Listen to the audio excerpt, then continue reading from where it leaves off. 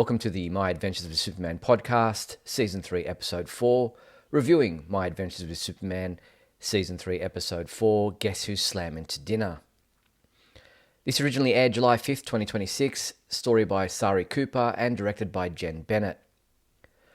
Lois and Clark go off to the Pound Cake Factory to have their future plans brunch, which is exactly what Lois needs to calm down with all that's been on her mind.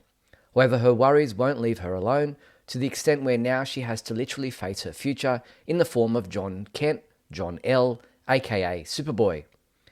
Our visitor from the future has arrived and he's not exactly spitting out why he's there. Thinking he has more time, John understandably wants to spend some quality time with his parents, something Clark is cautiously welcoming and Lois is actively struggling with. She's not the only one, as Kara also feels left out by John, who's ignoring his aunt for reasons yet unexplained.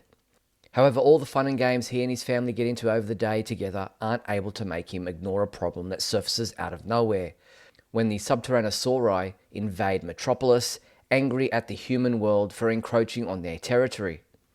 Superman and Superboy work together to solve the crisis and bring forth lasting peace, something John knew would happen around that time, making him realize time travel can change the future and make him the one to do it. And John and Lois even bond a little once she calms down. All seems good in the world of our heroes, but that's far from the truth. John's mission is simple. He has to warn his parents of Hank Henshaw, whose indignation at being rejected by the masses has made him decide to get his vengeance on all of them. After getting Lex and Slade off his back, the cyborg Superman attacks Metropolis in an event that will lead to the death of Superman if our heroes aren't careful, but has John warned them too late? Our reviewer Tony Parker gave this episode a 4 out of 5. Guess Who's Slammin' to Dinner is sort of the perfect bridge between the episodes he's reviewed so far. It's not as aimless as Mobile Suit Toyman, far more in line with an important episode like All's Fair in Love and Worms, but not nearly as funny. That episode was carried by Kara, while this one is investing all its chips in John, who, while an engaging and lovable character in his own right, isn't quite up to the level of the other main characters, yet. That's not to say this episode is bad by any stretch of the imagination. The first half in particular is excellent, as Lois receives dramatic irony far more delicious than anything in the Pound Cake Factory. Having to confront her literal future when she's barely been able to discuss it is a great choice for the arc, and everyone's differing reactions. Clark's mostly positive but still a little wary, Jimmy's just enjoying it, Kara feels left out, and Lois is losing it, add to what is already an engaging plotline.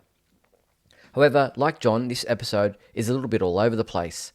We're having so much fun by halfway that the Subterraneosauri appearing feels almost out of left field, as if the studio mandated a fight and they had no idea what to do with it. It's not bad, but it doesn't quite feel as important as it should that Superman and his son are fighting together for the first time. John doesn't struggle too much with it and seems mostly adept, especially at saving people. He even solves the problem pretty easily. I just wasn't quite caught by that second half. I found it a little too by the numbers for what it is, on paper, Superman and his son fighting gigantic dinosaurs. Thankfully, it's more than made up for by the brilliant ending that leaves us on a gripping cliffhanger. The Henshaw subplot especially was well done, as while it was chilling last episode, here it's far more direct. No time to waste, no chess maneuvers. Hank decided last episode to call it quits on Lex and Slade, and here he does it, with one tiny scene of pretense before getting on with it.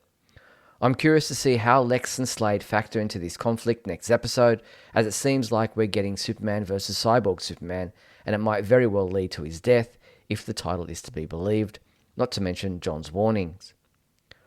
Would they go as far as to have John be at fault, or even Kara? Maybe that's why John is ignoring her. I don't know, but it's going to be must-watch TV. So, in conclusion, this episode has a strong first half, a more middling second half, and a great finish.